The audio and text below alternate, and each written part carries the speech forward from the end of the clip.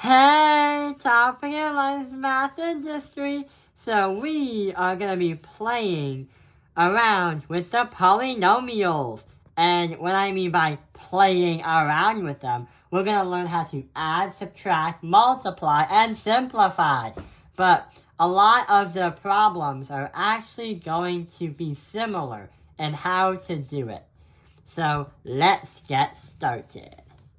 So for this one, we're going to try to simplify and name it. So we have 9x squared minus 3x cubed minus 11 minus 2x plus 7x squared plus 5. So what we are going to do is when you simplify, you are going to combine like terms. So 9x squared and we have negative 3 cubed and nothing else. So we're going to have negative 3x cubed. 9x squared and 7x squared is going to be positive 16x squared. Then, after the squares, try to find the numbers. Negative 2x and, that's it, negative 2x. And what about negative 11 and positive 5? When you do that, you're going to get negative 6. So, what we have here is not only our simplified form, but there's a special name to this simplified form. Yeah, it's called a standard form. Mathematicians will try to make math as easy as possible to comprehend. When a polynomial is in its standard form, it means that the terms going from the greatest power down to the least power in order. So you go from 3 to 1 and then 0. The greatest power to the least power when it comes to exponents. So this is in its standard form. But what is this called? Yeah, it's called a third degree because of the exponent of the first coefficient is going to be a cubic trinomial. Nope, a cubic polynomial. Because there are 4 objects on the field. 1, 2, 3, 4. Okay, that is problem number 1. Okay, so we're done with this one. But what about the next one? The next one, a really big expression. So after we simplify this, we know that we're going to have a really big simplified polynomial. So we have to simplify it. But how? When you add or subtract these kind of problems, what we do is we still combine like terms, but we do one more step. Just add them. For example, 2x to the power 3 and x to the power 3 is going to be transformed into 3x to the power of 3. Then we do the squares. Negative 5x squared and then 6x squared. It's just going to be negative 5 plus 6 is going to be positive 1. So we add that by x squared. What about the powers of 1? So we have a 3x and we also have we just have the 3x, so nothing to add, just keep it right over there. And then negative 9 plus the 11 is going to be negative 2.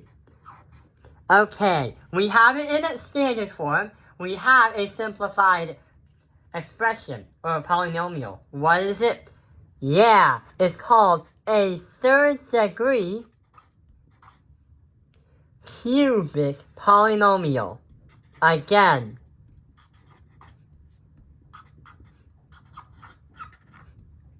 these are the most common.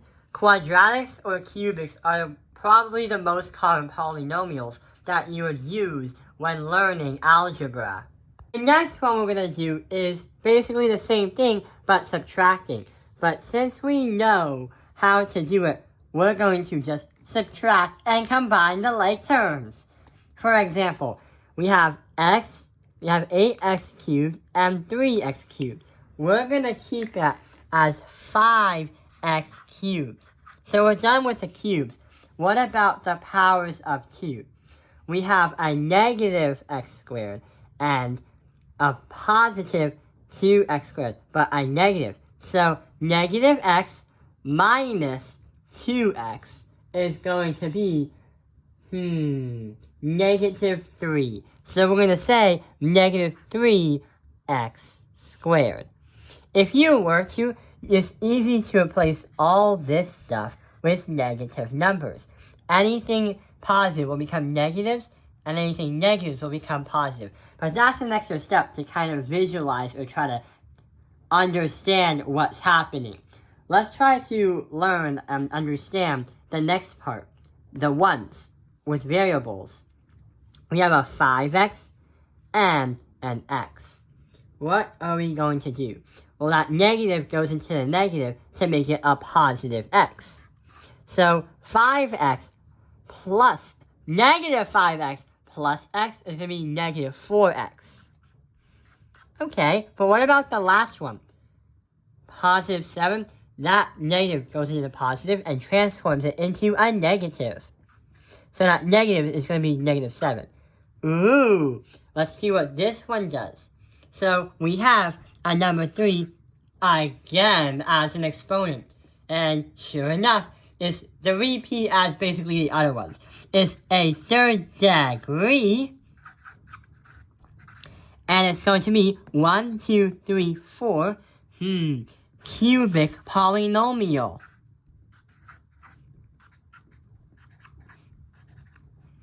So 4 terms on the field with 5 to the power of 3 as the leading coefficient. Common. Not rare, not legendary, but okay. What about the last one? This one, instead of adding, subtracting, or simplify, well, yeah, we have to simplify again. This one, we have to multiply. But hang on. If we're so used to multiplying just 2 of the binomials, how are we going to multiply with 3 at the same time? Well, sometimes we don't have to do it at the same time. What we could do is double the FOIL, meaning you would only do the math for these 2 first. When you get that answer, you then do the math for the other one. Here's what we're trying to say. X times x times 4, then we do negative 1 times x, and negative 1 times 4. When you do that FOIL mathematics, you're going to get x squared plus 3x minus 4. So that is going to be the first equation when you multiply these 2 out. But just in case you kind of forgot, we still have to multiply by the other one. So we have to FOIL that again. We are going to put parentheses. But how do we FOIL with a trinomial? Here's what we're going to do. We're going to do x squared times x squared times 5. Then we are going to do 3x times x and 3x times 5. Then the last one I'm going to do in another color. Negative 4 times x and negative 4 times 5. When you FOIL all that out and do all that crazy math, you're going to get a final answer as,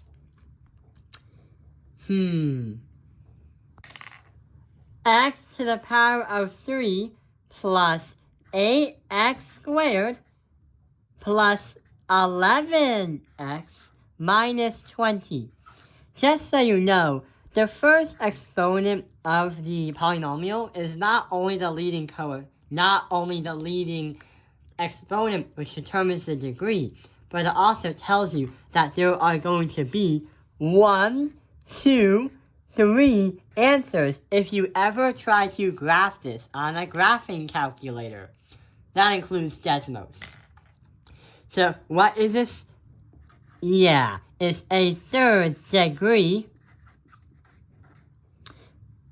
cubic polynomial. So yeah, nothing new, and it's not rare. Those kind of problems, like in this 1, 2, 3, 4, a third-degree cubic polynomial is common. So yeah, I hope this video has helped you understand playing with the polynomials. Thank you for watching Top Airlines Math Industry. Like and subscribe.